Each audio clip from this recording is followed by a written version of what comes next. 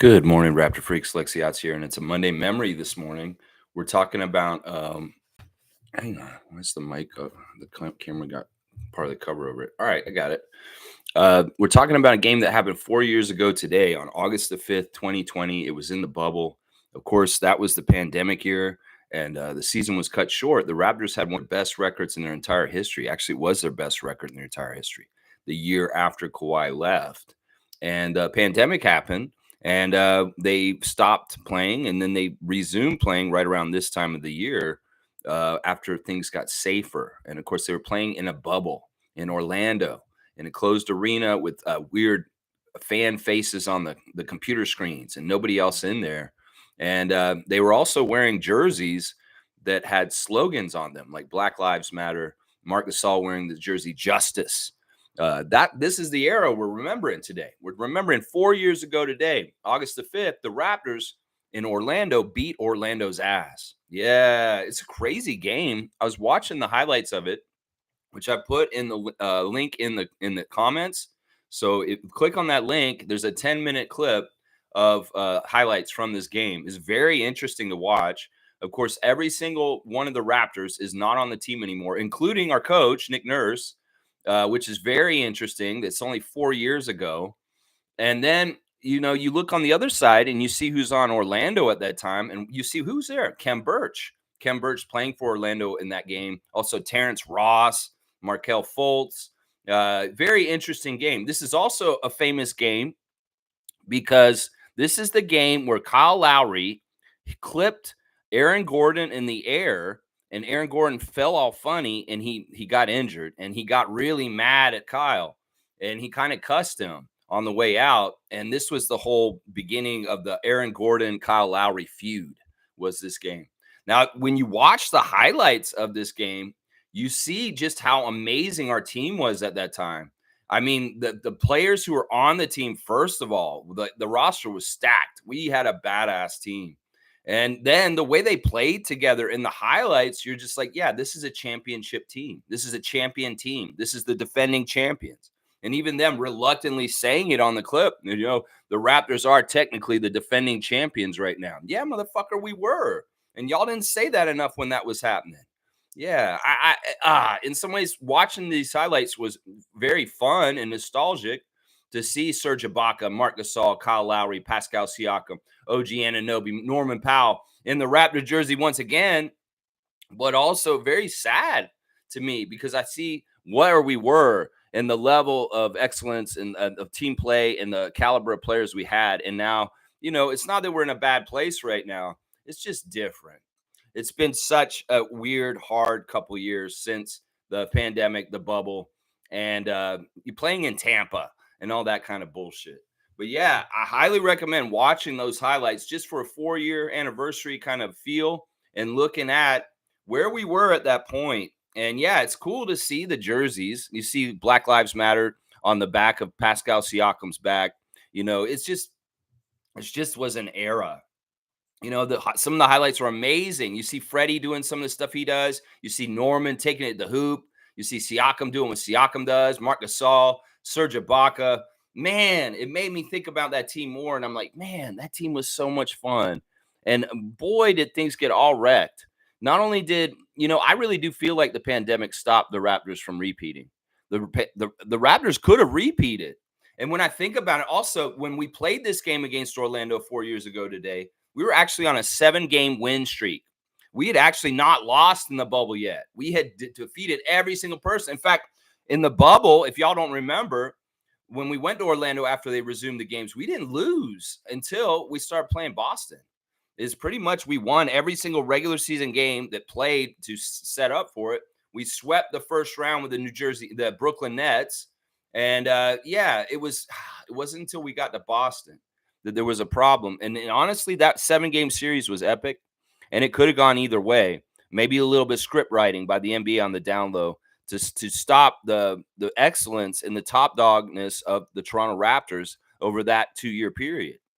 That's bullshit. It's bullshit. They never liked us being champions. And, well, they had to stop the whole season the next year just to kind of avoid possibility of it happening a repeat time. Yeah, it is what it is. It's our history. And in some ways, I'm proud of that team that played in the bubble that was on our team at that point. That was a good team, even with people like Rondé Hollis Jefferson and Terrence Davis II. That was a good team. Yeah, it's a good team. All right, let me see what y'all are saying. Maybe you guys have some memories of August the 5th, 2020, when we played this game 4 years ago today. And it's so weird to have a game in the middle of the summer, obviously, to have a game memory in the middle of August, a regular season game, a game that we played where we were badasses and we kicked the Orlando Magic's ass. There was a couple of really good plays by Terrence Ross on the other side too. So it was an interesting, entertaining game, especially watching from the highlights. Yeah, it was really cool. All right, let's see what's going on here. Trevor's here first this morning. The Commissioner Fun, Trevor J, is here first. Good morning, Raptors family. Some people can't function without negativity because bringing down others makes them feel better. Yeah, I mean, unfortunately, this is true. And so, I won't say I'm not guilty of this. I have negativity towards people like Joel Embiid. But you know what? I understand what you're saying, Trevor. And I am trying to be more positive in my life in general. It's a struggle, but there's a lot of different things out there that are difficult. But there's a lot of things that are coming up that look like they're going to be positive and good. So I'm just hoping that those things happen, and more positivity, more love, more less toxic, less negative is good. Yeah, I agree with you on this one, Trevor. Let's see what Leo's saying. Leo's life tip this morning is saying, I'd rather be labeled as fake for being real than being praised as real for being fake. That's interesting. Now, Trevor, you posted something in the chat this morning that I'm confused by, but I get it. I get what it's saying. Now, it's something about Vince Carter. It's basically like, I think Gilbert Arenas or somebody quoted saying something about like Vince didn't try hard enough in his whole entire NBA career. And Vince is saying, well, how the hell did I play as long as I did if I didn't try hard enough? You don't stick around in the league if you don't play hard enough. That's not what I'm saying. I'm not saying the same thing as Gilbert, but in some ways I could say the same similar kind of thing. Vince, you never won a championship. In some ways, you were a talent that came into this league that looked like it was the closest thing to Michael Jordan. In some ways, you could have been a guy who focused your energy and did things a certain way that maybe it would have added up more to a championship. At a certain point in your career, you became a bench player and a journeyman. And some people are like, well, why is the drop off, man? Because when you came in the league, you look like you're going to be a top 5 player for your whole entire league career. Yeah, that's what I wonder about. And forgive Gilbert Arenas for maybe looking at you and saying, and I'm not standing up for Gilbert Arenas, trust me, that you dropped off because you did. And in some ways that could be inferred as like you didn't work hard enough. But Vince is saying I did work hard the whole time and I wouldn't have stuck around and had that longevity if I didn't. I mean, I get it. And in some ways, Vince is right. It's not up to him whether he's going to get a championship. He has to be in the right situation, the right time. And he's just not one of those kind of players like Tim Duncan or LeBron James that can carry his team on his shoulders to a championship. In some ways, maybe he could have been that guy if he stayed in Toronto. But our team was all messed up and wasn't building in the right direction to help him do that. So, it coulda, shoulda. The first mistake was when Tracy McGrady left. How about that, Vince? But I don't know. And either way, I get it. People perceive Vince as not being as good as he could have been. In some ways, he dropped off through the middle of his career. The last 10 years of his career was really he's a role player and not a go-to guy and not one of the most important people on his team. He's just kind of an extra on the side. And can you forgive us for having that perception about you, Vince? And even if you say, well, that's not the truth. Well, this is kind of what we're talking about with Leo Routen's life tips right now. Yeah. Trevor's saying, good to see the clips of Darko and IQ and Bruno in South Africa coaching young kids. Well, it's the Basketball Without Borders program, and it's in full effect. And the Raptors are there fully representing. It's very interesting. We've got our team president, Masai Ujiri, is down there running things. He's there in the picture with Darko, our coach, and our point guard, Emmanuel Quickley. And also our camp invitee, Bruno Fernando. Now, I think this is part of the reason why Bruno got the signing last week. It could very well be that Masai was getting the contingency to go to Basketball Without Borders to come over there. And he's talking to Bruno, Fernando, and he's saying, yeah, so what team are you on? He's like, I'm not on a team right now. Wait a second. You're not on a team right now, Bruno? No, nobody's picked me up. I'm officially just a free agent right now. And Masai's like, you know what? Let me call Bobby and we'll see if we can invite you to training camp. I think that's what happened, honestly, because he's just in proximity to all those guys in South Africa right now. And well, you do a good thing, Bruno Fernando. Like go to Basketball Without Borders to be a camp counselor and be a mentor for these little kids over there. And well, you get an invite to training camp with the Toronto Raptors. So he's very grateful about it. He's tweeted about it saying this God is good. And thank you for this blessing, for this opportunity to possibly make the Toronto Raptors 2024-25 roster. So it's interesting. This does give him points in some ways in the whole thing. But it's still non-guaranteed, and we'll just have to see how it goes. But he gets a chance. Now, I think it's fantastic that Emmanuel's there for this. I wasn't totally sure why Emmanuel was in South Africa. We saw him doing a jersey signing this weekend at the NBA store. But the fact that he's there counseling for the NBA Basketball Without Borders is fantastic. Of course, this is a big program that Masai has been a part of for decades. And the fact that, our coach is going to be there for sure. And there's other people from around the NBA that are down there also with them. And most notably, assistant coach for the Celtics, Sam Cassell, former Florida State Seminole. So, yeah, there's some cool stuff going on down there. And there's some great clips coming out. And we'll talk about them in the Instagram stories in a sec. Monique is here, the super fan, Monique Lawrence. If you guys don't know who Monique Lawrence is and you're a Raptors fan, well, you better find out. That's what I'm saying right now. You better go find out. Good morning, Raptor Freak crew. Raptors officially signed Bruno Fernando. Great memory choice. A feel-good game going into the playoffs is always great. Yeah, this was a dominant game. The Raptors did not play with their food that day. They came out in excellence and took apart the Orlando Magic team. It's not that Magic team was bad either. They had some really good players on their side of the ball, and it should have been a really good match. It's so weird seeing Kem in the Orlando Magic jersey before he came to us the next year. So, yeah, it's very, very interesting clip. I highly recommend, if you guys want a Monday memory, to watch the clip of August the 5th, 2020, Magic versus Raptors from the bubble. It'll really get you nostalgic. You're going to see little bits of things from Lowry, Van Vliet, Ibaka, Gasol, and you're going to be like, damn, we were good. Damn, we were good. Wasn't that a nice time, Monique? Oh, my gosh, it was a nice time. David's here, dapping in. All right, our commissioner trivia is here, so we'll go ahead and get the classic card box out. Shake it up real good, and let's see who's going to get the classic card today. Let's see if Seymour Pape is here to try and compete this time. Okay, I think I've done that card recently, so I'm not going to do that one. Oh, this is a cool one. We'll do this one. This is a cool one.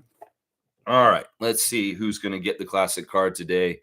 Let me get to the bottom of the chat and cover it up and see. I might have to hold it away again because some of these are very easy these days. All right, who is that? I don't know if y'all can see him from here. If you can't, I'll bring him closer. Let's see who's got this guy. Yeah. Who's got this player? I could say, yeah, he is a Raptor-related player. Eddie Jones is wrong. There we go. Tommy got it. That's right. It is first original Raptor John Sally in a Miami Heat jersey. Good job, Tommy. Nice eye. Tommy's getting the ones from far away the last couple days here. John Sally, Miami Heat center, 6'11". Of course, this was after he played for the Raptors. I'm pretty sure this is after. Maybe not. Let me look at it. What season is this? No, this is before. So he was on the Heat before he came to the Raptors. So yeah, Tommy, you got you got good eyes from distance. You don't need to go to the eye doctor. Tommy, I'm your eye doctor. Who is this NBA player? You don't need glasses. Okay, you're good. Tommy got John Sally. All right, David, you can give the points to Tom as you wish. Original Raptor John Sally, who's recently I found out that he calls Damon Stoudemire Biggie. Biggie. Hey, Biggie. All right, there you go. John Sally. Good stuff, Tommy. Very, very impressed with our emoticon giant. He's got the emoticon giant eyesight. That's right. There you go. Trevor J saying happy birthday to DJ Carton. That's right, guys. Our birthday today, our Raptor birthday is our young point guard, DJ Carton. DJ Carton, happy birthday to you. Of course, I'm excited that you're still on our team. Out of all the little young point guards that we had last year, in some ways, you were one of the top ones that I really did like, and I'm glad has stuck around and is still hanging around our team right now. DJ Carton has an amazing athleticism for his size, and I want to see it more in effect next year. I want to see those Russell Westbrook throwdowns, DJ Carton. So please get as healthy as possible and show it to us. Yeah, come on back, DJ Carton, this season and do it to it. That's what I'm saying. Yeah, there's the highlight clip in the chat there after Trevor's comment. If you guys want to click that, you can watch it now while I'm talking, or if you want to put it on afterwards. It's a great, exciting memory to check out for sure. Yeah, yeah. Monique is saying eventually we knew Darko was going to be at Africa at some point. I love it. Yeah, this is true. I mean, he couldn't go last year if we think about it, Mo. Last year, it was such a whirlwind to try and get his coaching staff together. He got hired not that long ago, a year ago. So it's like, how long has Darko been the coach of the Raptors? He's been the coach of the Raptors for a year and a month, I think. So think about them trying to scramble to get him to go to Basketball Without Borders last year. It's just not smart because he needed to get things going. But this year, yeah, he can go there. And of course, Nick Nurse and other coaches in the Raptors history went over there, like Dwayne Casey. So, Darko's got to go too. And I know he loves it. I'm sure he absolutely enjoys it. He's such an international person. And going over there and representing the Raptors, representing his country of Serbia, and representing, Masai Ujiri is a fantastic thing for Darko to do. Of course, we saw the clip of him instructing players on Instagram, and it's fantastic. You hear more and more about the way that Darko handles coaching, and you just get more impressed. He has a nice, benevolent kind of friendly style to him. Was very much like, I want to get to know you and know all about your family and your life and what you care about.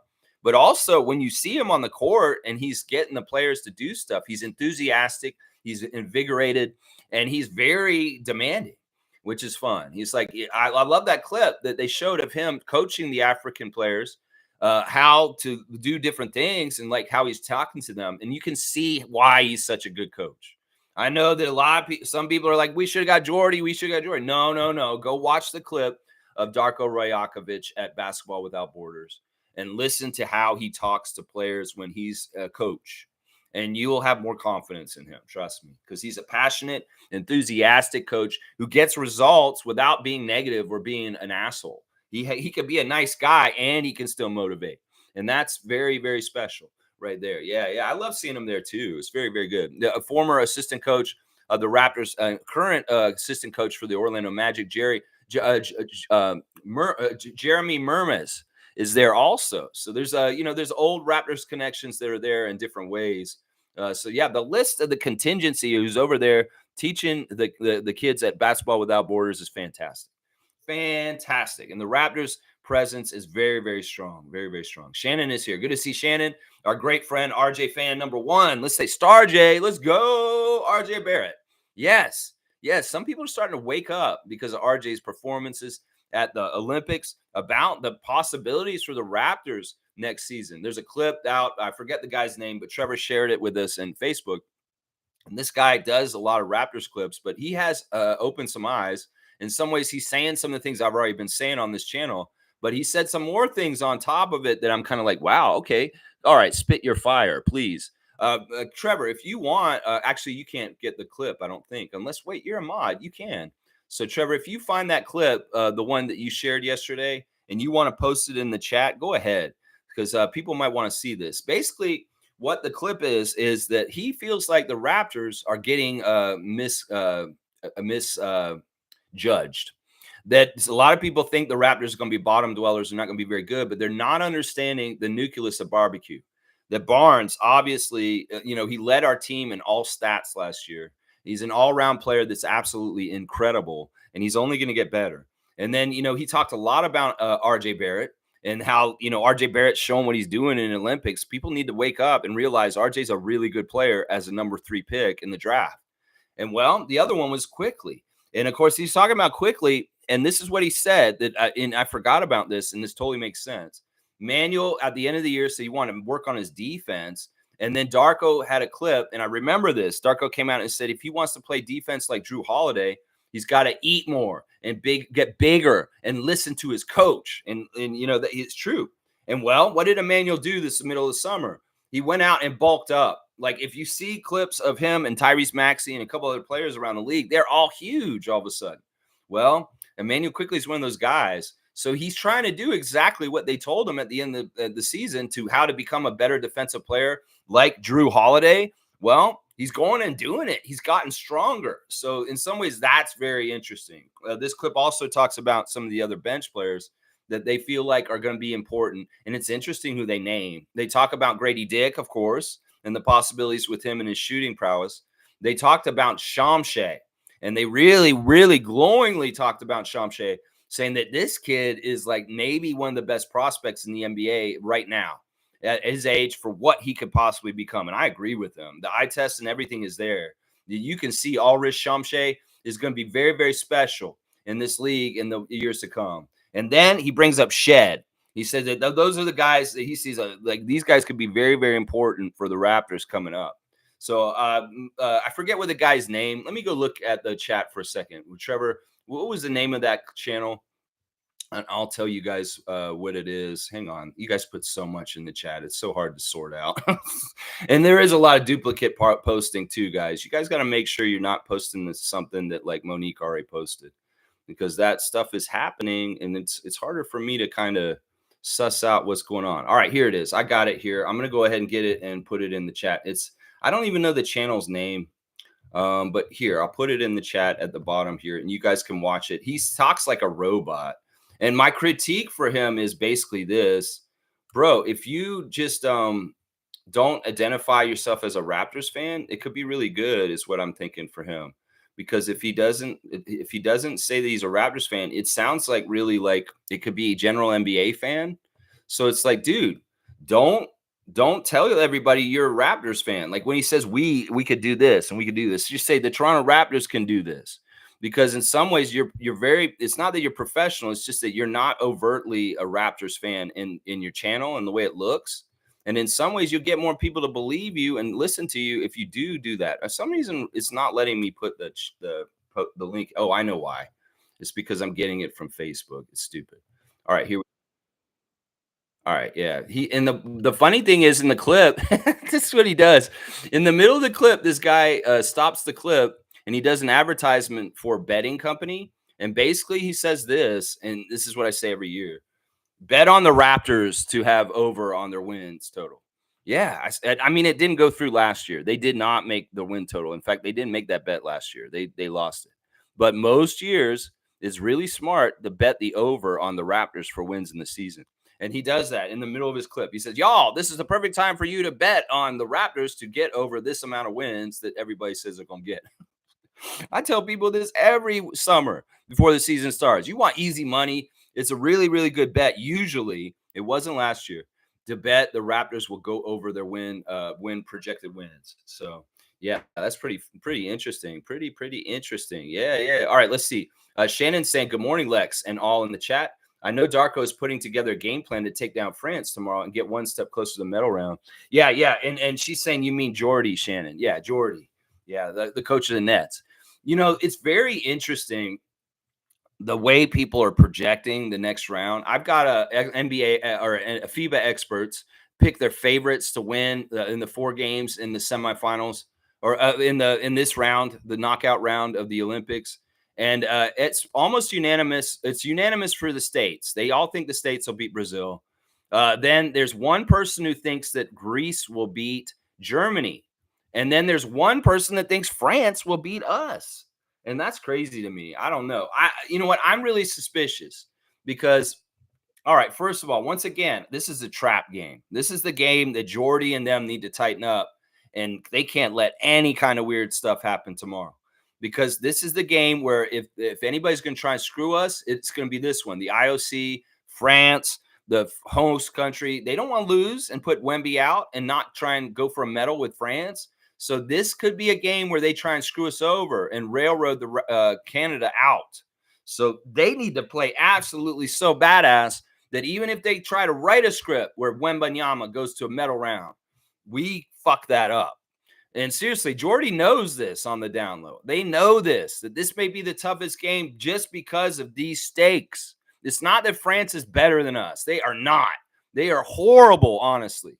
But if there's some sort of weird-ass way that the officials or the foul calls or whatever happens where something weird happens, yeah, we'll be watching. And I'll be calling the game live tomorrow. And I'll tell you in the moment if I see it, but I'm hoping that's not what happens. I'm hoping that we just get a good, clean win and that the referees and nobody's trying to shape the game just because this is the host country. And this is one of the most important, prominent sports at the Olympics, the men's basketball. So, oh man, I'm gonna be watching them, and I'm serious. This is something we really need to look out for. As much as the NBA wants to script right for the Boston Celtics, well, the IOC in the Olympics wants to script right for France, and that's dangerous, especially in a knockout one game where you can go out and lose, and there could be some sort of fucked up call. So I don't want this to happen. I'm not trying to speak this into existence. I'm speaking this into existence. Dylan Brooks, RJ Barrett, and SGA and them go off and they just win and beat France is no question and no problem at all because they have. They played them 4 times in the last 2 years and they've beaten them all 4 times. So, hey, maybe some people saying, well, it's time for France to beat them back. I don't know. Canada's good, man. And in some ways, if France has some sort of weird flaky win tomorrow, yeah, you're going to hear me ranting about it in the days after. Yeah, you will. It'll be interesting. It'll be interesting. Tommy's saying, Shannon, don't you mean me? Me, Jordy? Yeah. Nako's saying Darko's putting a game plan together for Team Canada. Yeah, it's all right. Shannon just misspoke. We would be nice to Shannon. Shannon's a good guy. Let's see. Tom's saying, I agree, Shannon. Let's go. Let's go. That's right. Kareem is here. Butt dial. Was Darko bought in as a dark horse for Team Canada coaching staff to put him over the edge? Yeah. All right, guys. Just because he misspoke, y'all are piling on him. There's no reason to do that, guys. All right, let's keep going. Nako's saying, I swear the refs during the Boston game were pretty biased. Yeah, in that series in the bubble, it was tough. They were against the refs and the Celtics. There's nobody wanted that script going forward. In some ways, they wanted to give the Celtics the chance to defeat the champion Raptors in the next year of trying to come back to defend our title. You know, the more I think about it, you know, we can get mad at Siakam for not conditioning and doing well, the right things in the summer of 2020 when he was by himself. But you know what? That's not really the issue. I mean, Siakam could have played better. Let's be right. But there probably was some real strong script writing behind the scenes in those games. In some ways, the thing that makes me think that they did manipulate that bubble series with the Celtics is that the Raptors were so good that year. The record was so good. And it's not like after we came back from the break, we weren't so good. We were excellent still. And we ran off a winning streak. We had a winning streak going into the pandemic where we had won 5 in a row, I think on the road or something. And then the pandemic happened. We sat around for 3 months and they came back and they actually were still rolling. They won like all these games in a row when they got back into the bubble. So in some ways, man. And remember, we swept the first round against the Nets. I don't know. I think that you're right, Gerald. I think that there was fishy stuff on the down low in different ways. And in some ways, we had fatigue. It was weird watching basketball in the summer. The eyes on the game were not as crazy because it's just not a natural time of the year to watch basketball games. And these were high-stake games, playoff games, played in August and September. It was a very, very weird time. Very, very weird time 4 years ago. Yeah, 4 years ago. Nako's saying I was working at the Amazon warehouse at the time. Worst job I've ever had. See, there you go. There you go. I told y'all Nako used to work for Bezos out at the Mississauga Amazon warehouse. And he told me horror stories. Like, I'm telling you guys, they look at you at the millisecond. If you're in that bathroom for a millisecond longer, well, you're in trouble. They really, really are strict. And it's like just cold corporatism.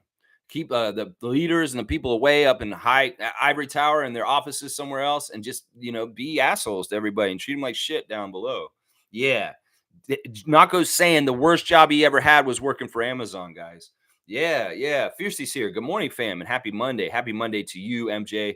Hope you're starting your Monday week right. It is a civic holiday. Most everybody up in Canada is off and getting another day off today on Monday. It's the long weekend, baby. Yeah, what it do, baby? Fiercely saying blessings to you all and have an amazing week. There, back at you, MJ. Back at you. Heart. Let's see. Dana is here. Good Canadian Dana. Good morning, everyone. Just popping in to say hi. It's my son's birthday. He's 17 today. This is the young prospect coming up. This is a young basketball player. This guy's a future Toronto Raptor. That's right. Well, happy birthday to Dana's son. And I hope you keep growing even taller. She has a very tall son. She has a very tall son. Happy birthday to him. Let's see what else we got going on in the chat. Alan's got the basketball out. Alan Tam, bam, son. Is that a basketball? It looks like a basketball. I don't know. It's like some star or something like that. Alan, hey, I don't know where you got that emoticon, but hey, it's all cool. Yeah, yeah. Nako saying, okay, yeah, I get what you're saying. And Shannon's saying, yes, sir, Tommy Dookie. Yes, sir, Shannon. We're really happy to have you here. Always happy to have fans from all around the world. And yeah, people in the States are awesome, including our guy, Bryce Lawson, who's down in Kentucky. Does signing Bruno mean we aren't looking at Koloko? I don't know. It does seem like that's overkill at that position and that Koloko's not going to be in the mix. I see. This is a thing. I keep saying this the last couple of days, Bryce. No news is bad news in this situation. When you go and apply to the NBA Fitness to Play committee, the good news is you've been cleared to play. You can play. But if you don't hear that and they sent it in like 3 weeks ago, what does that mean, Bryce? That's what I'm saying. We can Windhurst and logic out everything to a degree. And the fact is, Clutch, Christian Koloko would be announcing, yeah, he's ready to come back and play, and they'd be finding suitors for free agency. In some ways, it doesn't benefit them to not be able to get signed up while all the money is there. The money's gone. People have been buying up, getting people. Precious is on a team now. Gary Trent Jr. finally on a team. Malachi, no. But that's the thing. Koloko's losing, wasting really good time to be cleared to get a better paycheck because the money is there for teams. But if they start spending all their money on other guys, Rich Paul and Christian Koloko won't be able to get the best contract they want. So they're on a schedule of time, and they would have already announced if he was cleared. So I'm going to guess that it is true that Christian Koloko is not healthy enough to play in the eyes of the NBA, or they would have announced that he is cleared. And that's what I'm saying. No news is bad news in this situation because we haven't heard that he's just straight up cleared yet. And he's losing valuable time to get signed on by a team as a free agent. So I don't know, man. In some ways, this is, and Bruno Fernando with the Raptors all of a sudden, yeah, that means he's probably not going to be playing this year for whatever reason. I don't know, man. The NBA is weird. It's weird. His private doctors have cleared him, say he could play basketball.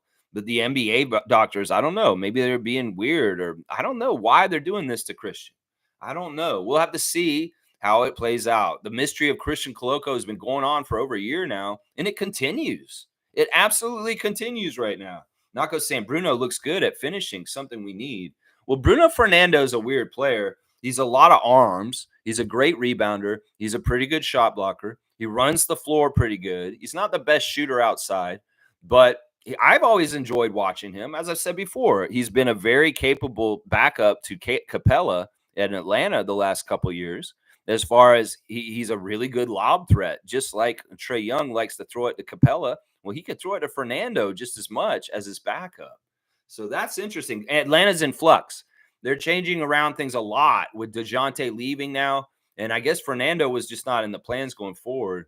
I still think it's a really long shot that Bruno Fernando will be playing for us. I think he will get cut in training camp. But if he comes in and he's so good that they can't deny him and they have to give him a spot, well, that could happen too. But I think the chances are probably more 70% that he's not going to be on the team. Maybe even smaller. It could be like 80% he's not on the team.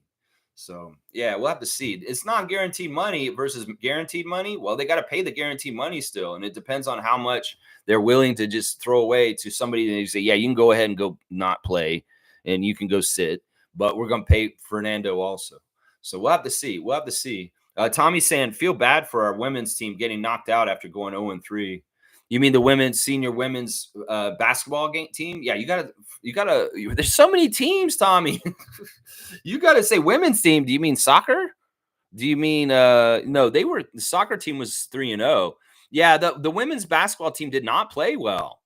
The senior women's basketball team did not play well. They were really bad. And Doug Smith and other journalists are crying out, maybe they need some changes because they're not successful like the men's team.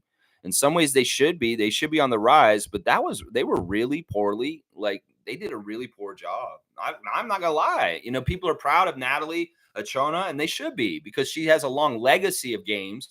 And this isn't just the end of it, just because, I mean, this is the end of it, but it's like, this isn't like the thing that sets the tone for her career, because she did so many good things and success before. But in some ways, Kia Nurse and Bridget Carlton and all them, they were a fail. They were absolutely a fail. They didn't win a single damn game while they were at the Olympics. And that's just how it is. It's just how it is. So some people are saying maybe they need to shake up who's in charge of that to get better results. Yeah. Fiercely saying, happy birthday to your son, Dana, and DJ Carton. Happy birthday to DJ Carton of Marquette. That's right. Shannon saying, I meant Jordy, of course. I haven't had coffee yet. Yeah, y'all be nice. Y'all be nice. Y'all piled on really too quickly there. Oh, man. David saying, I feel you on that. There you go, Shannon. You get G saying, damn, we were good. I know that team was so good. I mean, I look at all right, let me just go over the stats real quick. I could even give you my 5 stars of the game for that game, just to reminisce. Just to reminisce. All right, my number 1 star of the game was Fred VanVleet, 8 of 13 from the field, 10 assists, 21 points. So he had a double-double. Yeah, he was fantastic. 0 turnovers for Fred, 4 rebounds and a steal, 2 of 5 from 3. Yeah, Freddie was badass. This is just like when Freddie was in that mode. You know what I'm talking about. He was in that mode back then. My next star of the game is OG Anunoby, 5 of 7 from the field, 5 rebounds, 1 assist, 1 block, 12 points. He was a plus 17. The OG winning effect was in this game. He was the highest plus minus on the team. And the stuff that he does for the Knicks now, well, he was doing for the Raptors then. That's right. That's right. My next star is Marc Gasol. He actually opened the game up with the badass, like a barrage of scoring in this game. He was 5 of 8. 2 of 3 from 3. So Mark was hitting threes in this game. 6 rebounds, 1 assist, 1 steal, a plus 7 with 13 points. Yeah, he was awesome. He was awesome. My 4th star is Serge Ibaka off the bench. Serge came in and he fought really hard. 5 of 11, 9 rebounds, 1 assist, 1 steal, 11 points. Of course, Serge had been on Orlando before, so he had a little extra get back to go up against the Orlando Magic. And yeah, he was just what you want from Serge Ibaka, powerful and strong and fighting and physical. Norman Powell is my last star of the game. He was 5 of 10. He had a beautiful, beautiful dunk through traffic in this game. 3 of 6 from 3, 2 rebounds, 14 points, 0 turnovers. Yeah, Norman was real good too. Honorable mentions to Siakam and Lowry, who got 8 and 15 points for Siakam. He wasn't as efficient, Siakam, but he was still really good. Chris Boucher, Malcolm Miller, Stanley Johnson, and Matt Thomas getting in for a hot cup of coffee. Meanwhile, Rondé Hollis-Jefferson, 7 points in this game on 2 of 5 shooting. And then Terrence Davis, 4 points on 1 of 3 shooting. So, yeah, our team was really awesome and special still, even without Kawhi. And, man, those were the days, weren't they, G? Those were the days. Those were the days. Good job, Tommy, getting John Sally. 100 points for Tom Duke. Wow, that's a good score for this card, Tommy. Yeah, let's look at old John Sally. Of course, John Sally moonlights as a stand-up comedian. Of course, John Sally's also very personable. He's been in movies, TV. He's been on a lot of sitcoms. And also he does podcasts. And he's just a very verbose person. He's very talkative. And he's very charming and funny. So, yeah, John Sally is more than just an NBA player and a multiple champion. I mean, he won the 2 championships with the Pistons. Then he won a couple championships with the Bulls, too. So he's very much got a lot of rings. He's got rings just like Robert Horry does. So, yeah, John Sally was a role player, a backup off the bench, but he is a very much a decorated former NBA player. That's for sure. Yeah, he's been on a lot of shows. I think he was on Living Single for a while, right? Wasn't he? I think he did Martin. I think he was on Martin's show like way back. Yeah, he was on a lot of TV shows over time. That's right. Yeah, 2 in a row for Tommy. Look at that. Tommy's coming for a smooth crown. He wants to be the classic card king. There you go. There you go. You got brutal eyesight and you still did this, Tommy. I'm going to have to go debate with your eye doctor and say, no, Tom's eyes are great. He can see a classic card from 3 feet away and thousands of kilometers away in BC. So no, he's got good sight. He can see this card all the way back here and from British Columbia. You tell your doctor, yeah, I can see all the way to Ontario, doc. I'm great eyesight. That's right. That's right. But Dow's saying he needs glasses. Is it because of the classic card? Is the classic card making people want to go to the eye doctor? Tommy's laughing. Tommy's like, all right, we'll give just for fun, we'll give old dunk champion a dunk just because I had to laugh because of making the joke off of what he's saying there. All right, where's Kareem? Where is he? There he is, right there. All right, we're gonna give you just one. 214 is your dunk total at this point. Man, are you gonna get 300? I'll bet you will. I bet you will. Alan's saying this: Canada, 5 golds, 4 silvers, and 8 bronze. So we're at 5 golds now. Yeah. It's what, that hammer throw guy yesterday. He was cool. Yeah, he was real cool. In fact, let's go to the Instagram stories right now, since I'm talking about the hammer throw. All right, first of all, Raptors official admin has got Bruno Fernando officially assigned, and there is the picture of him with his arms crossed, looking tough. Man, the dude's strong. He's got a really good wingspan, and there are ways that Bruno could make it on this team. There are ways, but it's a long shot. Once again, I'm going to say that. Also, Raptors admin saying happy birthday to DJ Carton. All right, we got Emmanuel quickly at Basketball Without Borders. First of all, he's putting on blast Bruno Fernando for getting signed. So that's a good sign. The point guard's signing off on this, saying Bruno Fernando, welcome to Toronto. And he's hanging out with him because they're at Basketball Without Borders together. That may be part of the reason why. The other thing is Bruno Fernando is from Angola. And that's part of the reason why he's at Basketball Without Borders, because he is one of these players that has an origin out of Africa. So he's giving it back. And in some ways, that's part of it right there. Also, he's got the Sanctuary Mandela. I guess this is like the place for resurrection. So I guess he found a church over in South Africa that he's like really, really likes and stuff like that. Oh, it's the Sanctuary of Mandela, like as in Nelson Mandela. Very, very cool. So a little bit of sightseeing by Emmanuel quickly. There he is with some kids dancing around, the little kids at the camp, and they're having a good time. They're getting down. These kids are so joyous and smiley, and they've got some moves. This one kid's really getting down. He's putting his hand out like this. He's doing that. He's doing that. It's awesome. And then you say, stop. And then you say, wait, oh, high five. There you go, my guy. High five to you. So, yeah, lots of fun at the camp. I know Emmanuel's getting so much out of this. In some ways, this is part of the reason why being a Raptor is awesome, Emmanuel, quickly, because Masai Ujiri is around, and he's going to take you to really great experiences like this. Ulrich Shamshe also putting the signing of Bruno Fernando on his Instagram stories. Now, I'm wondering about this. We know Shamshe's here in Canada. He is not at Basketball Without Borders, but he is a product of coming through that, and he's very proud of this program that the president runs.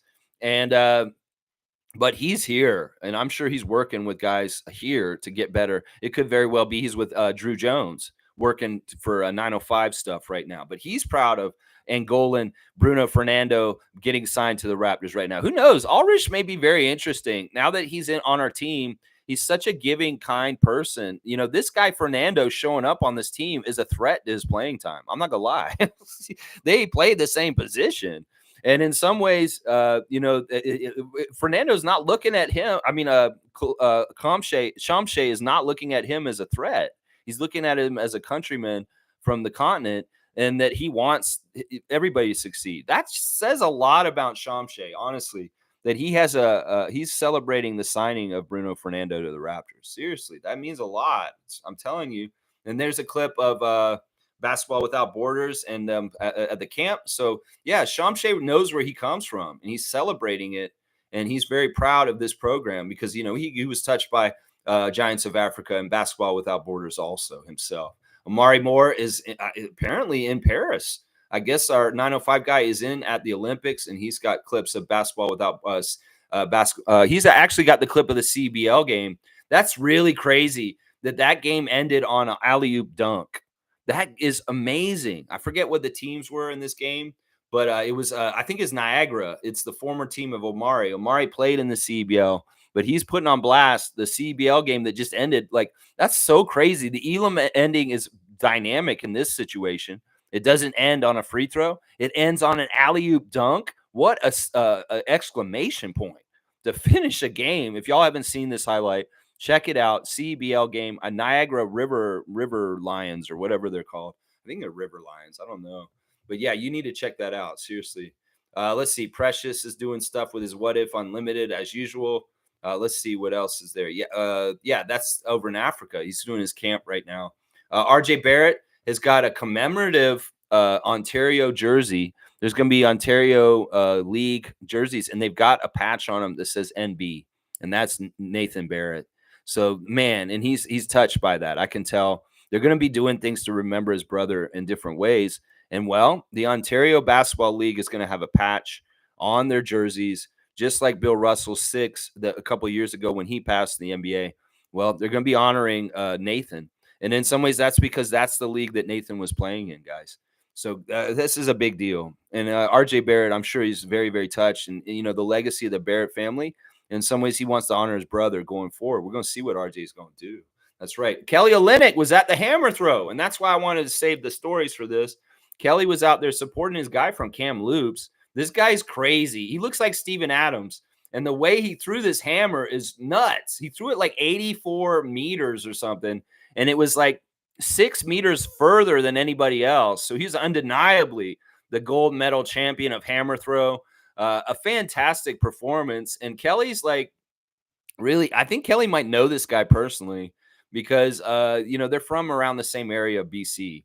So yeah, Ethan Katzberg, what a performance, man! Another gold for Canada, and Kelly was in the house for that, and he said gold for the Loops, baby, Kamloops, representing between Kelly Olynyk and this kid that threw the hammer throw. Also, Kelly taking in a fast race, and you can see the meter, and it's so cool to see the whole arena full of people and that sprint, that 100-meter sprint. It's the track and field events, and it's very cool. Kelly had to be there for that stuff. There's a clip of him chopping it up with his teammates on Team Canada also.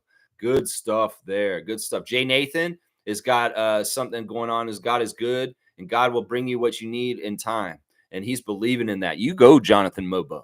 We're going to see you do amazing things in that Raptors jersey in the time to come. And also, Jamison Battle is celebrating Talon Cooper, point guard for New Zhugang. And I'm pretty sure that's another country. So I have no idea. So anyway, there's your Instagram stories. Kelly Olynyk in the house to watch his Kamloops buddy throw that hammer. Yeah, throw that hammer. Yeah, hammer gold. So good, so good. Alan Sambruno is good, but no one signed him in the NBA. Yes, Alan Tam. Bam, son. Bruno Fernando is just floating. And Masai said, you know what? I got you. You're going to get a training camp invite to the Raptors. No guarantees. In some ways, Bobby's going to decide this with Darko. But yeah, I'll let you come and say, Bobby, get a open a roster spot for Bruno Fernando for training camp. All right, bring him in. We got lots of centers, lots of shot blocking on the Raptors this year. Yeah, lots of shot blocking. That's right. I'm all about it. Monica saying Bruno Fernando kind of looks like Precious. Yeah, and that picture on the one that they released saying that they signed, he does a little bit. I could see that, Mo. Nako saying Bruno could have just saw the Raptors as the destination he wanted while getting offers. That may be true too. That may be true. I don't know. You know, that's always the case where they got a way different possibilities. And well, maybe Masai and, you know, hey, Masai's like, you know what? Let me sweeten the deal, Bruno. If you come and be on our training camp roster, I'll take you to Basketball Without Borders. All right. I'm all about it. And boom, he goes. I don't know. It could be you're right. I don't know. I mean, it's interesting, though, because this is what happened, basically, is he got waived by the Hawks last week, and he'd been floating for not that long. He just got waived by the Hawks like 10 days ago. So him showing up on our team all of a sudden, hey, in some ways, I think it's partly because he is at Basketball Without Borders. I really do. It's like, it's as simple as this. He shows up, and Masai's like, oh, good to see you, Bruno Fernando. How are you? What's going on with you in your career? I saw you got waived by Atlanta. He's like, I'm not. I talked to a couple people, Masai, but nothing really serious. Oh, really? Oh, really? Would you like to maybe be on the Raptors? You know, hey, it's like that. It could be like that. Who knows? Who knows? Smooth is here. Good to see Smooth Brown, man. Jordan is heading to Turkey. Signed with a club there. Jordan Wara. Oh, this is breaking news. All right. Thank you. Thank you for that. So he's saying Jordan N, meaning Jordan Wara of Buffalo, Raptor last year, has signed a contract with a club in Turkey.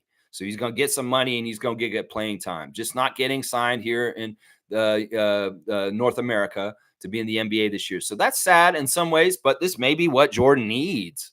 You go over there, kick some butt, and who knows? Maybe you circle back and you still have an NBA career in a couple of years, Jordan Wara. You're still very young. And don't let this dishearten you. Go get some money. Go get some experience. Go get some vibes from another continent, and it'll season you as a veteran. So yeah, just talk to Ken Birch about it. He can tell you about that. So very thank you for breaking news, Smooth Brown Man. I'm gonna go ahead and give you a dunk for this is not normally what Smooth will do. He's usually good at the classic card, but he's going to give us breaking news on Jordan Wara going overseas. All right, so 28. I'm giving you a 3-pointer. Smooth is at 28. Yeah, so Jordan Wara is going to go play in Turkey. That's official. Yeah, Nako saying pretty sure Stanley Johnson's in Turkey. Yeah, I don't know where Stanley Johnson is in some ways, but yeah, Stanley Johnson was playing for the Raptors that day that we're celebrating today, 4 years ago today. He was off the bench, but he was on the Raptors at that time with Matt Thomas and Rondé Hollis Jefferson. That's right. Andrew saying, morning, folks. I hope tomorrow is a blowout so the refs don't have a chance to rig it for the home crowd. Me too. Me too. In some ways, this is what they need to be saying. Like, Jordy, you need to be telling them, don't mess around. I know how European basketball is over here. And in some ways, y'all need to not mess around. We need to make sure we absolutely overpower them. And there's no doubt that we're going to win this game. Because seriously, I'm with you, Andrew, on that. I'm 100% with you on that. Yeah. Yeah, let's see. Bryce is saying Movie Hoop. That's who it is. Yeah, Movie Hoop. That is the channel of that clip that's talking about how people are sleeping on the Raptors this season, and they're going to be better than everybody thinks. I agree with him. A lot of his points is weird. It's like I was wondering if this guy's been watching me and that some of this stuff, or maybe he's just seeing the same things I'm seeing. That's usually the case. I mean, if you are watching me Movie Hoop, thank you for watching the Raptor Freak. But yeah, I don't mind people cheating off me. They want to come and hear my things and ideas that I'm coming up with what's talking about, because there were some things he said that I've been saying in the last couple of weeks on that clip. And I'm like, I wonder if he's been watching me. Maybe he's just seeing the same thing I am. And we're coming to the same conclusions. Most saying Ontario basketball, remembering Nathan Barrett with a patch on the jersey. Yeah, this is fantastic. It's beautiful. And it's the right way to honor him. It's the right way to honor him. And because he was a part of Ontario basketball. And that was the level he was at. And yeah, he had a really bright future. And this is just sad what's happened earlier this season, earlier this year. Yeah. David's saying, I was going to ask if that was Logical's new channel. Sounds like him. Yeah, I don't think it is. It's just, I think it's a weird, like, robot-y kind of voice. It's very well laid out. It's very professional. And that's why I think he shouldn't identify himself as being a Raptors fan. I feel like if he just put pro Raptors content out, but he just acted like he was all NBA and kind of just a standard channel, it would really help us in some ways. I think him saying like, we're going to do this and we're going to do that, that's too good. Don't do that, because that'll turn off people that are Raptors fans and think, oh, he's just a Raptors fan like Raptors Freak, and he's just going to go ahead and talk them up. So seriously, the channel, the way it's set up, it's not overtly a Raptors channel. In fact, I thought it was just a general NBA channel. But when he started saying we and us as far as the Raptors, I was like, dude, don't do that. Seriously, you have a really good chance here, movie Hoop, to just put it blatantly like you're just a general NBA fan. You do not have to reveal which team you root for. There's so many content creators around YouTube that aren't like me, that aren't so much a flag bearer for who they're standing for. That, you know, there's a lot of channels out there that are like very much Sixers and Celtics fans on the download, but they don't broadcast it. And in some ways, that's how they get their mainstream propaganda out there better. So I'm saying there's an opportunity here for Movie Hoop to be one of those guys for us. And I'm telling you, just do it, dude. Just do it. If you listen to me, Movie Hoop, seriously, listen to my advice. It's going to make your channel better. You might even get other NBA fans more often than just like more Raptors fans, because they'll be like, oh, and do other teams and just do it like honest, the way you want to do it, but cover all the NBA. But when you do the Raptors, yeah, do them from your fan heart, but don't let people know you're a fan. That's what I would say right there. Yeah. There's my clip. There's the link to that channel in that clip I was just talking about. Shannon's saying, thank you for the link. Yeah, no problem. Check it out. It's very informative. And in some ways, it's some of it's a lot of it's some of the stuff I've been saying here already. Fiercely saying summer's passing by so fast with all the basketball action. I love it. And in the near future, the Toronto WNBA team will also keep our summers full. I know. I'm bracing for this. In some ways, It really will change this channel dramatically because this WNBA starts before the NBA is over. Like the playoffs are still going on when the WNBA season starts. And the crossover in from the WNBA to the NBA overlaps at both ends. So it's going to really change this channel. Now, they don't play games on Monday nights. And if our WNBA team is not playing on Tuesdays, we will have regular Tuesday trivia. But it's going to cut into our off-season stuff that we do, like Saturday Share the Love Club, Sunday Report, stuff like that will not happen as often. But those off-season schedules will still pop up where there's days off in a row. But I'm going to treat the WNBA team just like I do the Raptors. We're going to have previews every single day, the day of a game, and the next day I will react to what happened in the game, just like we do with the Raptors, Team Canada, and it's going to get the same treatment. So, yeah, it's going to be interesting, Fiercey, when we finally get our team. I guess it's not even next season. It'll be the season after that. We don't start next year, do we? We start the year after? I'm confused. It's either 2025 or 2026. Let's see. Fiercey saying, I sincerely hope Koloko comes back to us if he's cleared. You're right, Lex. It's taking too much time.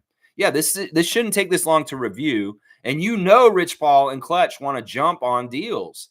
So the fact that we have not heard that he's cleared tells me he isn't. So, and I mean, there's a close source in MLSC that told me that they've heard that she's not going to ever get cleared for some reason. I was like, you sure? Because I'm hearing doctors have been telling people that he's okay and he's ready and he's trying to come back now. He's practicing, he's playing. It's just that the NBA is not going to let him play for health reasons or insurance reasons. That's it right there. In some ways, if he is like any kind of risk to just drop dead on the court, like Reggie Lewis or something like that, they don't want that to happen. And that could, that's part of it right there. Milbester's here. Good to see Knicks Nation in the house. Milbester, the Knicks freak, is in the house. Good morning, Lex. How are you guys? How's Canada doing in the Olympics? Watch the other events in France, making their country proud, winning many medals in Paris. They have had a great Olympics. Yeah, and we got to fuck that up tomorrow, Milbester. When we play France at noon, we got to beat their ass and send them packing. Sorry, Wemby. You're out, my guy. Sorry, Gobert. Go be goofy with some microphone somewhere else. Yeah, you started all this shit, Gobert, you motherfucker. But yeah, I don't know what France is doing. I'm not paying attention to that. But Canada's doing all right. According to Alan Tam Bam's son's medal count, we are accumulating medals. And that is good. Yeah, Canada, let's go. That's right. Cowboy's here. Good morning, Cowboy. Yeah. Good morning to Lex and the Raptor Freaks. Happy birthday to your son, Dana. What is the link for? Well, we have a couple links in the chat right now. The first link is for the highlights of the game we're remembering today. 4 years ago today, the Raptors beat the Orlando Magic in the Orlando bubble, and we had our old team. Of course, our team was wearing the slogans, the political statements, and the court said Black Lives Matter on it. And it was a weird time in the future. Or no, not in the future, but it looks like in the future, because the fans' faces were on computer screens on the side, and there was nobody inside the building at the time. I often wondered about that because during those 2 years of the pandemic, there was a lot of games where there were closed gym games, where there was no live audience in there. And for some reason, I felt like the Raptors played really well in that quiet environment without all the action of the crowd being around. In some ways, they didn't like it. They did very much say it's weird not having the fans in here. But also at the same time, they seemed relaxed and very professional at times playing that way. There was that one game against Phoenix where it looked really, really bad when Devin Booker got into it with the Toronto Raptor mascot. But there's been a lot of games behind closed doors with no fans present where the Raptors were rolling and looked real good without all the people around them. So it was very weird times. Of course, I went to some of the games where they let very few in. Like, I wasn't afraid to go in there. As soon as they let people go back to the games and they had limited seats, I was there. I wanted to be there right away. And it was so weird going to some of those early games during the pandemic that you had there was one game where we went and we had the whole section to ourselves. We had a whole entire section to ourselves and we're watching the Raptors play. And we were like the only two people sitting in that whole section. It was crazy. It was a very weird time. Very, very weird time. That's right. So Smooth saying the hammer throw guy was a basketball player. He looks like it. He looks a lot like Steven Adams. He's like a Canadian Steven Adams. That dude was cool. And it's true. He can say he's an Olympic champion for the rest of his life now. He's a gold medal hammer thrower. That's amazing. In some ways, that dude's cool, Katzberg. He's the kind of guy I want to be friends with. You're like, dude, you're cool, man. You're a hammer thrower. In some ways, I wish I had a hammer thrown. And that would have been fun. Some people were saying, how do you become a hammer thrower? Like, when do you start training for that? How old or something? You probably got to get older and bigger. You're not little kids out there hammer throwing at like 5 years old. There's like Gary Trent Sr. of the hammer throw world. He's like, get out there, Gary Jr., and throw the hammer more this morning. But Dad, I'm tired. My arms hurt. Get out there and throw that hammer. Damn it. Nah, Gary Trent Sr., he's no Joe Jackson. I'm not trying to portray him like that. No, I'm not. Yeah. Milbester's saying also, Lex, Dominican Republic got 2 bronze medals in boxing. That's pretty good. Christian Pinales, the women Dominican Republic volleyball team, trying to get a medal, but they lost to Turkey. All right, Milbester, thank you for the Dominican Republic medal count update. Yeah, man, I know that you love your stuff. And in some ways, I'll allow this because in some ways, I like seeing your pride for a DR. In what they're doing over there. In some ways, I'm trying to figure out what's going on with Estonia. How's Estonia doing at the Olympics? I don't think they've won any medals yet. I'm hoping they will, though. They usually get like 2 or 3. So we'll see. The small country of Estonia, how well they do. Yeah. Milbester's saying, Lex, I forgot to mention, what's your thoughts on Precious re-signing with the Knicks? It's a 1-year, $6 million deal, but he waived his no trade clause, allowing himself to get traded in case they do during the season. Well, I didn't know about that second part, and thank you for informing me. So he waived his no trade clause. Maybe that was part of the stipulation for them to have him come back. I think that the money is very fair for him, and considering the market and how people have been getting their contracts recently, with how crazy the new salary cap is. So he's lucky he got $6 million in some ways. I thought that it was likely he was going to come back and be with you guys. And well, he's from New York, and he really does enjoy playing for the Knicks. And he's needed by you guys too. I mean, I wouldn't be like, you know what, we can trade him in the middle of the year. Y'all are probably going to need him. Let's just put it that way. If y'all trade him in the middle of the season, okay, that may be for flexibility. It's really weird what they're trying to say on ESPN right now about the Knicks, trying to say that now they're going to try and redo Randall's contract to try and make him fit. Like Brunson took less money. They think Randall's going to do the same thing just to stay on the Knicks. I don't know. In some ways, I'm not trying to figure out the Knicks' roster. And in some ways, I'm just proud that Precious is still in the league. And I thought it was very likely he would be re-signing with the Knicks. And, well, it happened. It happened finally. Yeah. Yeah, Brian's here. What's up, Brian from To The Point? Y'all check out To The Point. It's a great YouTube channel on Canada basketball and the Raptors. And y'all should give him a follow. He's saying, what's up, Freak Nation? Keep supporting Lex. 84 feet alley-oop to you, bro. You want to give me an alley-oop? I should get a basketball so I can actually dunk it. Let's see here. I don't want to break anything, though. The studio's so new.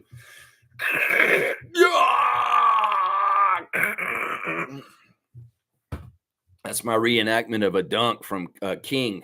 King, yeah. All right, here we go. Let me see. Where's my dunk list? Here we go. Where's Lex? Oh, wow. You put me over 100. I'm 101, baby. Yeah, I'm light 101. Listening to Air Supply and Carole King all afternoon. Wow, light 101. Yeah, very light. Light 101. Yeah, there you go. But Dal saying, is Davion Mitchell that much more better than DJ? I think Mitchell is a 1-year rental, and Carton or Shed will take over as the backup. This is a great question, Kareem. I appreciate it. It's interesting. The guy with that clip I posted earlier, he did touch on Davion a little bit. You know what? All right, let's think about these 3 players, because in some ways we've done these point guard analysis in the past, whether it's with Jamias Ramsey or Javon Freeman Liberty. Let's think about this. The 3 point guards are Davion Mitchell, DJ Carton, and Jamal Shed. All right, well, Davion Mitchell, he's been in the league as long as Scotty. As David Saborin pointed out to me, he was drafted with Scotty the same year. So he has 3 years of NBA experience. Now, in some ways, he's languished in Sacramento behind De'Aaron Fox and really not getting a whole lot of good playing time. I'm going to say this right now. Mitchell is going to get the first crack. In some ways, he's the one who's ready the most out of those 3 guys. So I'm going to see Mitchell's going to be the starting point guard at the beginning of this, the backup point guard at the beginning of this year after Emmanuel, and we'll see how he is. Now, a lot of it will have to do with, obviously, he's going to be a dog on defense. And that point of attack defense, pounding the ball full court, kind of like how Team Canada has been doing this Olympics. Well, we're going to have to see that night in, night out on an every possession basis from him. That'll make where his value really comes from. Now, last year for Mitchell, he was a really good three-point shooter on the down low. And in some ways, that's the second thing we need him to be doing consistently okay. In some ways, the way that this will get figured out is who's making their threes better, who's being a better point guard as far as setting other guys up, and they will get those times. Now, I'll say this: Davion's got the first shot because of time and experience.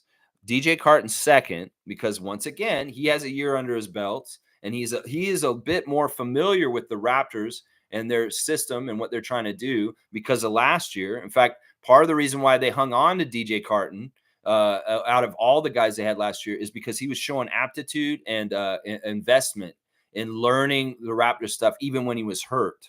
See, in some ways, DJ was sitting on the bench for most of the end of the year, but he was soaking it all in, and he was absolutely learning and paying attention and doing all the stuff you need to do when you're on the sideline and you can't do nothing. So in some ways, he's ahead of Shed because of that. Now, the thing with Shed is, I'm going to say this: Shed is going to be on 905 a lot this year. In some ways, he needs to go down there and be the man starting point guard for the 905. And if he goes down there and he plays most of this year on 905, don't be surprised. So I think that's kind of where I see it happening. In some ways, it may be figured out between Carton and Mitchell as far as who's healthy. It may be figured out that way. And I really do see Shed taking a lot of time on 905 this year. In some ways, if he's going to go that path of Fred VanVleet or, even Kyle Lowry, because Lowry, when he came in the league, he wasn't ready either.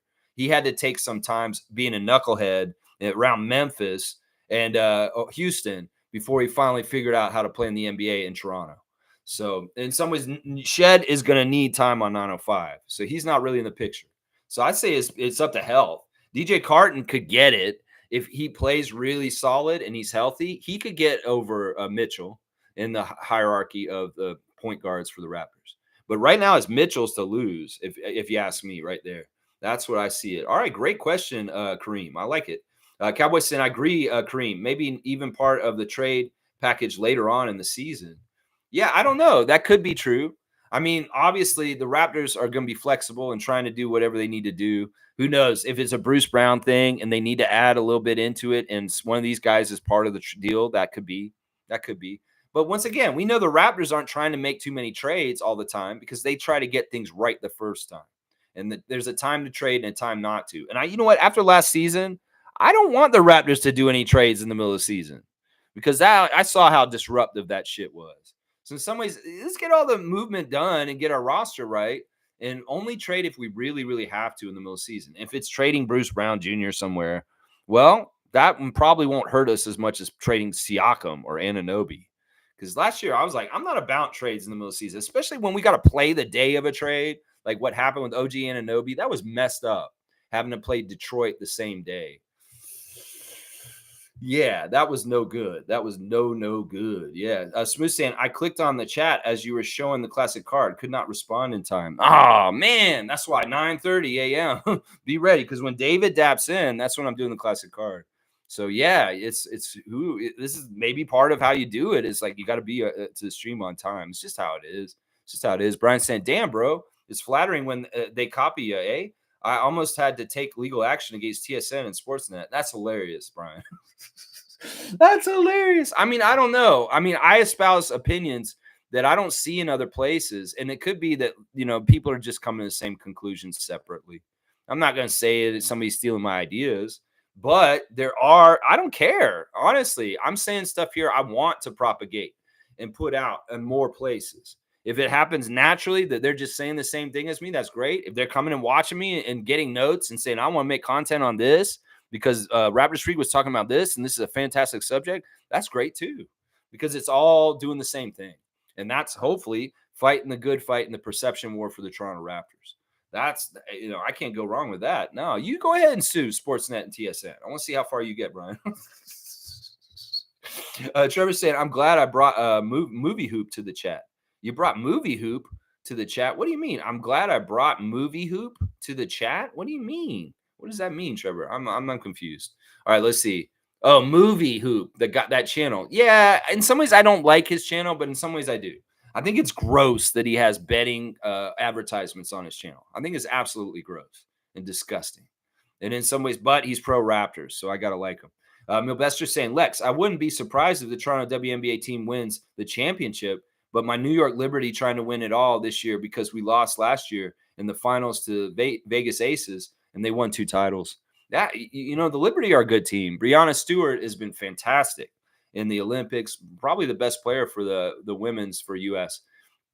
Listen, I would love that. In some ways, Larry Tannenbaum's already saying this, that he wants to win a championship right away in the WNBA in Toronto, that him and Teresa Rest ain't messing around. They want to come in and get it done right away. I wouldn't put it past them. They're crazy. They're going to try and do the best that they can to make this team so awesome. I can't wait to hear what our team name's going to be.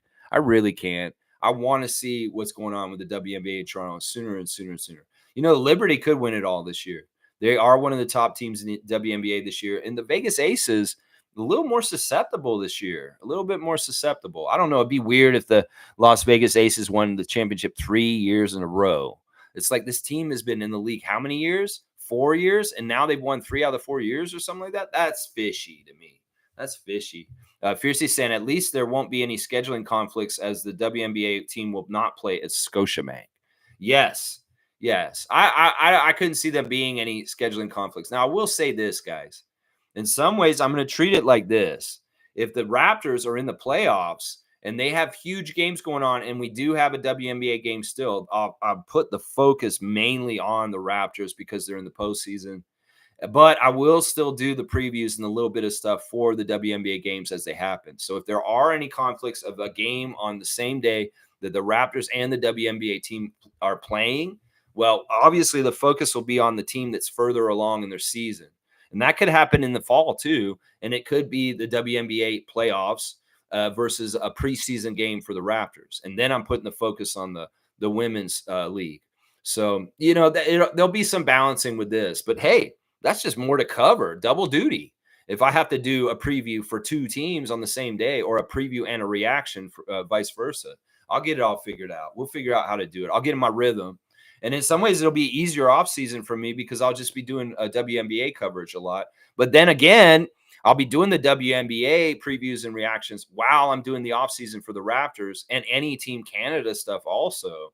So those could be very jam-packed summer episodes in the years to come with all 3 teams getting focus because there's stuff to talk about in every area. That could be very interesting. Very busy for me. But I'll enjoy it so much. I really will. Fiercely saying, Kareem, I remember the few times Davion Mitchell played against us. Very disruptive, intense, and his defense was a lock. Yeah. He's one of the best at that particular thing. That's what they say. To be in the NBA, you got to be good, really, really good at one thing that is valuable. And well, Davion Mitchell is very good at one thing that is valuable. For sure. He's good at other things too. It's just that they aren't consistent enough to the level where the Kings played him regularly. So I think that we're going to give him a chance, and that's all he wants. He's relishing this new life on the Raptors roster. He loves having a young buck named Jacoby next to him from his Baylor days, that he's very much a kid who looks up to him very much. So Mitchell's in a really good spot compared to where he was last year with the Kings. And I think that much like Fernando coming in, these guys are going to take these opportunities and try and run with them as far as they can. So Mitchell's getting new life breathed into him. And it'd be very interesting to see just how much he plays ethically and efficiently because he's getting a chance here all of a sudden now. Yeah, everyone slam dunk that like button. Thank you, Bradley. In fact, let me talk about Bradley real quick. He is with Tada. Tada Cleaning Services, 647-833-6844. Call for a free quote. Bradley can come to your house and he can restore problems from water damage. We had a very big deluge of water come down from the skies in the middle of the night last night. Woke me up out here in the countryside where I'm at in Ontario. And well, there could have been flooding. Oh, Woo! Knock on wood. I don't want any of that. No, no, no, no, no, no, no, no. No, no, not no. But no, if there is any kind of restoration after the flood, you can call Bradley at Tada 647-833-6844. Bradley, can you go fix the DVP? Yeah, there's a flood on the DVP, Bradley. Can you get down there? Bradley goes down there with the Tada truck, and he's got a bunch of buckets. He's just like, he's trying to get the water off the DVP. All right, let's keep going in the chat here. This fun stuff. All right, Milbester's saying Randall is working really hard this offseason, and he's ahead of schedule recovering from his shoulder surgery. He'll be ready for training camp. We know he's really motivated with Mikal Bridges here. Okay, all right. Knicks freak. Talk your Knicks stuff. He's saying Julius's extension eligible was yesterday for 4 years at $181 million. Might as well extend Randall because he came to the Knicks when he was rebuilding before Brunson. Now he's a big part of the team with the Nova boys. Okay, all right. You keep writing your stories there. All right. David's saying Mitchell was the 9th pick in a relatively stacked draft class. He can't be considered a bust until he has had ample time with the Raptors in our development program. See, this is what David said to me the other day in person. And I was like, you know what? You're right. He's a top 10 pick the year Scotty got drafted, guys. And that's the year of Franz and Paula, Franz and Cade and what's his name? Dummy in Cleveland. Yeah. Josh Giddey. That was a very good draft class. Yeah. Mitchell, in some ways, like I said, this is new life for him and a possibility to elevate himself in the NBA even higher with the Raptors. So I believe this. And who knows? He could be way better than we think. And he could be kind of challenging to start sometimes. And what if there's like a backcourt of Mitchell and Quickly sometimes?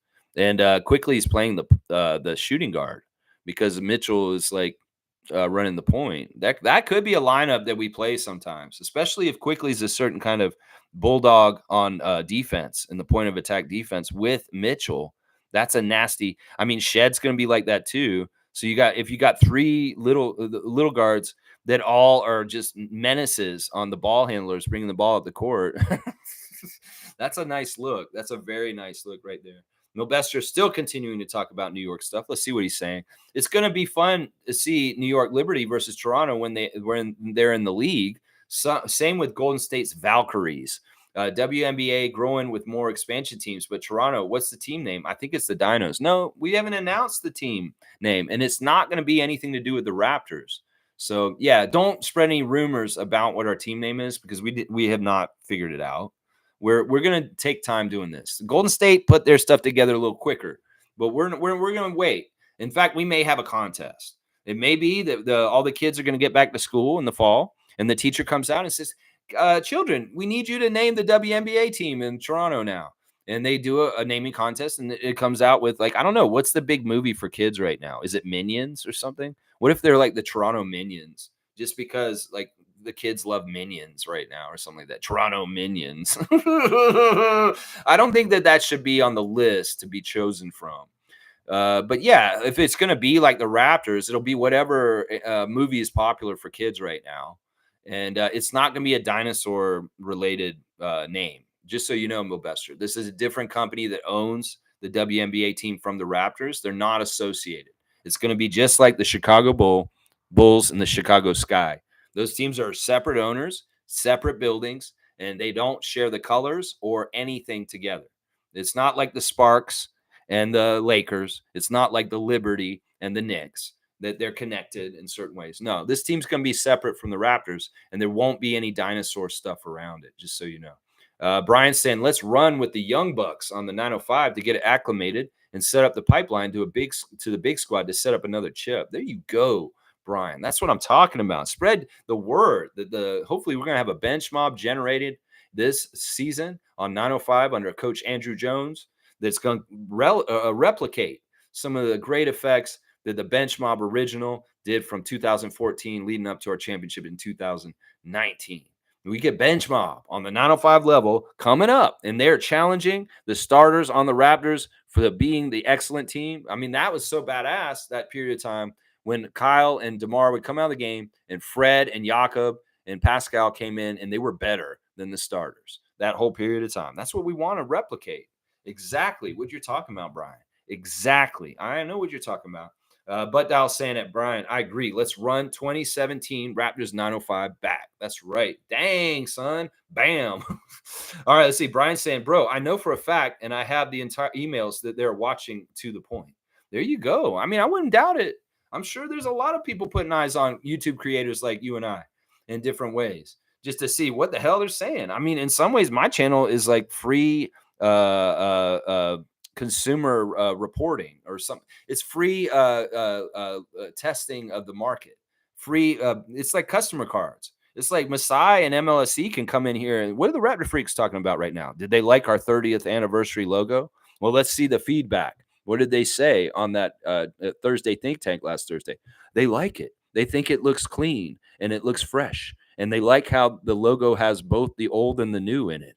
Okay, good job, graphic designer. You got the approval from our market research channel, Raptors Freak. I mean, there is probably some of this going on. Seriously, I know they know about us because I met Masai's assistant this summer, and she probably told him about us. So I'm pretty sure they know about us at this point.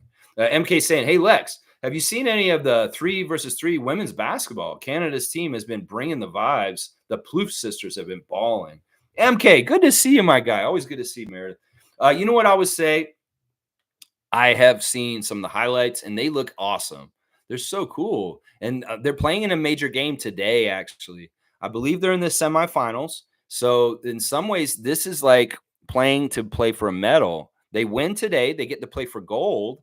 If they lose today, they get to play for bronze. So they're very likely to medal, and that's fantastic considering the disappointment with the women's team, the senior women's team. The fact that the women's 3 versus 3 team is doing so awesome is great. It's awesome. And Kelly Olynyk went and saw them play too. He's been going to those Olympic events. That's one of the cool things if you're an Olympian. It's not just about competing yourself. It's about going around to the different games and taking them in and being an Olympic spectator too. And it's cool to see Kelly Olynyk, who's not playing the best for Canada, but he's going out and getting that Olympic experience, going to different events and supporting Canada in different places. So, yeah, they're awesome. I wish them luck. Go Canada's 3 versus 3 women's and get one of them medals. Add to Adam Allen Tam Bam Son's medal count. Please do it. Yes. Yes. Milbester saying, all right, Milbester, come on now. Don't monopolize my chat. Lex, the Houston Comets had the three-peat from 97 to 99 when the WNBA began in 97. Aces did that too. That's crazy. And Houston isn't in the league anymore, which makes no sense. I don't know the story. I can tell you the story. Yeah, in the beginning of the WNBA was awesome. Rebecca Lobo, Cheryl Swoops. Yeah, Cynthia Cooper. Yeah, Teresa Witherspoon. Yeah, I used to watch the WNBA right when it started. I got into it. And they didn't have very many teams. Of course, the Liberty were there with Lobo. And the Comets with Cynthia Cooper. And the Sparks with Lisa Leslie. Yeah, that was such a dominant team, that Houston Rockets team, because they had Witherspoon and Cooper. And Cooper was basically the Michael Jordan of the WNBA. She was a badass. Oh, my gosh, she was so good. She's one of the greatest WNBA players to ever play. One of the most winning, one of the most prolific scorers. And they were awesome. They won a lot. But the crazy thing is that market did not take care of them right. They were champions like crazy. And they were the most successful WNBA team right from the start, the Houston Comets. But that market didn't support them correctly. And it's so crazy. And the WNBA got into financial problems, and that team was lost. And that's so crazy. That is so crazy because in some ways, they're like the old Aces. They were like such a dominant team, but they don't even exist in the league right now. Now, with the expansion of the WNBA recently, I'll bet you they try and think about and figure out whether they want to expand back to Houston, because that they could recapture that history, just like Seattle coming back to the NBA, the Sonics. That would be really good because they could immediately put up those championship banners from before and recapture that franchise, and it could come back. That'd be good. But for some reason, I feel like Texas is a horrible state for the WNBA. I wonder why. Because they used to have 2 WNBA teams. I know that they have one now with Dallas, but they used to have Houston and San Antonio, but now they don't have either of those teams. I wonder why. Because that state's backwards and fucking full of shit, and is not very woke or progressive. So that state doesn't support women's sports correctly. In some ways, Dallas is a different kind of market, and in some ways, that's Mark Cuban and different things, and getting that they get supported there for their team. But the Silver Stars, they went to Vegas and became the Aces, and the comments just went away. So it's this problems with the state of Texas, man. It's probably that. It's probably that right there. Yeah. But I was saying, this is what we're doing now. AI generated Raptors channels. I hate this new wave or generation. Nobody putting forth the effort, cutting corners, and looking for handouts. Dunk for Lex, keeping it real. Well, if I'm the last real human that you get to see on YouTube at the end, well, so be it. I will be that man. I know that's part of why I don't like that channel either. Is you can kind of tell that it's AI generated. Who knows? Maybe the AI is coming and listening to me, and they're like, that's how they're stealing. It's like, AI, go watch the Raptors Freak and take all his talking points and put it in AI. Yeah, I get what you're saying. I didn't even detect that. I thought that was just a very dry talker. I didn't even detect that. Yeah, I guess that is AI that was talking in that clip. Man, I should have detected that. Oh my gosh, what's wrong with me? Why didn't I know that? Monique saying, I'm glad tomorrow's game versus France starts at noon. Works perfectly. Yeah, that's a much better time. In some ways, they stacked the 4 games tomorrow very smartly. They got Germany versus Greece first. Well, their time zones are with the same time zones as France. So the people of Germany and Greece don't have to get up real early to watch it. The next game after that's the Serbia-Australia game. In some ways, Australia is going to be screwed on time no matter what when it comes to the Olympics, just because Australia is down under and in a really weird spot. But then they have us against France, and then the USA game against Brazil. And of course, they're both in the same time zone, South America, North America. So it's smart how they stacked them. One of the things I'll say is kind of fishy is having the U.S. play every single one of their games at the end of each round. Like the U.S. got to see how everybody else did, and then they played their game as the last team to play their games every single time this whole Olympics. To me, that's a little fishy in some ways. But it may be also just standard Olympic seeding. When you have the number 1 seed, they always get to go last. And that's just how it always has been. But still, in some ways, that is an advantage for the United States to a degree. To a degree, it is. Yeah, especially if there's enough time off between games and it's not like they're crammed up with games because they're going last. Yeah, that's what I'm saying right there. Brian saying, hey, bro, somebody stole my logo and my name, so I had to deal with that. When you need a lawyer, DM me, bro. Keep this channel up. Let's go. Okay, so I didn't know this. If I'm in trouble, I need to talk to Brian for lawyering.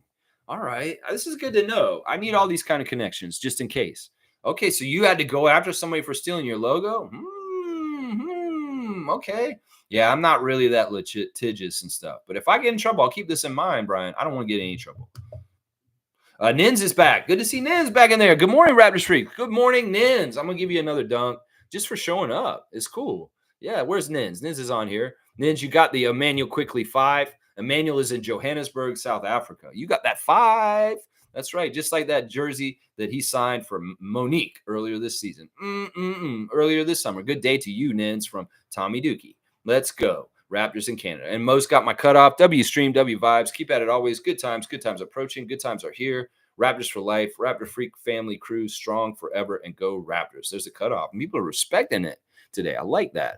All right, guys, we were remembering the Raptors 4 years ago today beat the Magic by 10 points in the Orlando bubble in a regular season game leading up to the bubble playoffs. And the Raptors at that time were rolling. They were dominant. They won the season series against the Magic that day 4-0. No wins for the Magic. Swept the Magic that year. And yeah, we had a badass team of Siakam, Anunoby, Gasol, Lowry, Van Vliet, Boucher, Ibaka, Miller, Hollis Jefferson, Johnson, Thomas, Davis, and Powell. And on the other side, it's crazy. That was the game where Kyle Lowry hurt Aaron Gordon, and Aaron Gordon was all pissy. Also, look at this. This is very interesting. For tomorrow's game, Kem Birch was on the Orlando Magic the same time as Evan Fournier. In fact, Evan Fournier has certain highlights in this game for Orlando. He actually played pretty good for them. He got 15 points in this game, and he started for the Magic. And, well, think about this. Kem Birch being on Team Canada, well, he has a connection to Fournier because they were Magic teammates, so they know each other. They're going to be facing off against each other at noon. Canada versus France. in the Paris Olympics. So there you go. The connections are strong. And Ken Birch, he knows Evan Fournier because they were old teammates. Of course, T. Ross was in this game also. Former Toronto Raptor dunk champion Terrence Ross had some badass alley-oops, and he scored 15 points in the game that we're remembering today. 6 of 14 from the field, 3 of 11 from three. He took a lot of shots from three and missed a lot of them too. But yeah, what a great game. Watch the highlights of it. I put them in the chat, and you can see the clip. Yeah, it's just fun to reminisce and remember that team and how good we were. In some ways, the peak of the Raptors in their short history so far, their 30-year history, was the 2019 championship into the next season. The next season was just as much the peak as the championship. We were the defending champions, and we did a damn good job. It took a pandemic to derail us, to get us away from repeating in some ways. All right, y'all. Let me see. Is there anything else I forgot? Not really. I don't think so. Happy birthday to DJ Carton once again. It's your birthday. Oh, I forgot to talk about this. Last week, a couple days ago, Jakob Poeltl released a clip of the training camp that he put on in Austria in the Wolves Den. He was in there training and getting in work with EuroLeague star Bonzi Colson. So yeah, Jakob showing some of the stuff is going on in Vienna with him and his off-season training. Good to see Jakob chipping in and showing something with what's going on with him. Brian saying Hockey Night in Canada. That's who stole your stuff? Hockey Night in Canada? Okay. Fiercely saying W Stream fam. Thank you, MJ. Y'all have a great civic holiday. Get out there and touch grass. It's the day to do it because you're supposed to be off work. If you are working, well, you get that time and a half, double time, or whatever you're getting paid. That's fantastic. Tomorrow, I'll be on at 11:45 to start the stream 15 minutes before the game at noon. So I'll have some time to do some build up before the game actually tips at noon. So not normal starting time for my stream tomorrow. 11:45 start, game time at noon tomorrow for France versus Canada in the Olympics in the knockout round. We need to win. It's win or lose. You go home. You're done. So you need to win, Canada. You got to stay alive like John Travolta. That's right, guys. All right. Thanks for watching me. Please like, comment, subscribe, and share. And if you want to become a member, you get to join our Facebook membership group. All kinds of fun stuff going on there. Keep up to date and to the minute on what's going on with Raptors issues. That's right. Cowboy saying, I love and what the front office has done with this rebuild and retool with the trades and throw the draft. Yeah, let's go. Throw in the draft? What? I don't know what that means. Let's grow Raptors. All right, Bradley, you go too. All right, let's go, guys. Let's go, Canada. Be ready tomorrow, Jordy, and everybody. This game tomorrow is very, very serious, and in some ways it's going to be tough just because it's the home country. And in some ways we need to beat them on their home and just like do what we've been doing to them the last couple of years. We can beat France. I know we will. Blackhawk, peace out. Good to see you, Neil. All right, let's go.